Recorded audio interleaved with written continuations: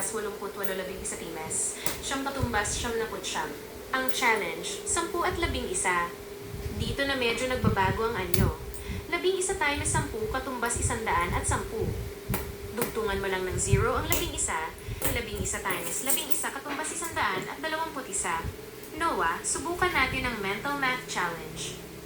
Dahil mukhang mabilis ka nang makaintindi, tingnan natin kung masasagot mo ang mixed quiz na ito. Pinaghalong 7, 8, 10, at 11.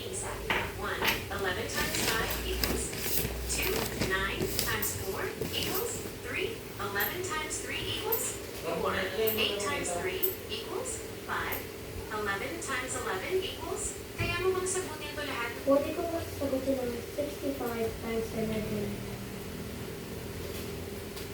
Siyempre naman, napili mo pa ang isa sa pinakamagandang math trick sa lahat. Dahil ang i-multiply natin ay 65, isang dalawang. Alam ko na yung trick na yan. Grabe, ang bilis mo talaga, Noah. Mukhang sisiw na sa iyo ang mental math. Dahil master mo na ang split and add trick sa 11, baka gusto mo namang i-level up natin. Alam mo na level ang up na. isang trick ay gumagana kahit sa mas mahahabang numero. Level up, multi-digit x11. Halimbawa, 123 times 11. Isa, isulat ang huling number, 3. Dalawa, Kaya mo na yun, di ba? Alam ko na yan. Hanggang 1,000. matindi ka, Noah. Sabihin Kung mo master kasi, mo na pati ang multi-digit grade 4 multiplication na hanggang math ang 10, ibig kailangan mo sabihin niyan ay malupit na ang pundasyon mo sa math. Sabihin mo, Hindi ka na basta-basta maliligaw sa mga computation. Dahil dyan, hindi na kita tuloy na beginner. Gusto mo bang subukan ang mga God-tier math shortcuts? O kaya ay pumasok na tayo sa ibang teritoryo? Heto ang tatlong pwedeng ituloy na sigurado mapapaisip ka.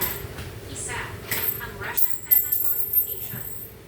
Ito ay sinaunang paraan ng pag-multiply ng kahit anong laki ng numero gamit lang ang pagdoble, doubling, at paghati-halving.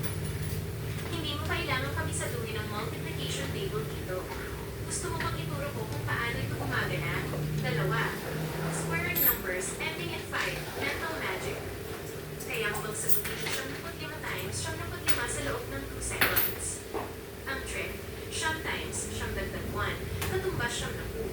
Tapos lagyan mo lang ng 25 sa dulo. Sagot, 7,025.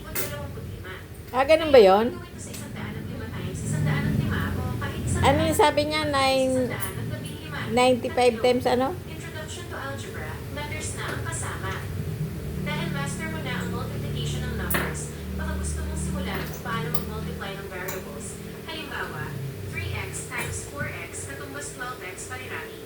Ito na ang sunod na step pagkatapos ng basic math. Noah, sa galing mo na yan, alin dito ang gusto mong i-challenge sa sarili mo? 1, 2, Kung may specific ka bang assignment o topic na gusto mong tulungan kita, 1, 2, 1, 2, or 3.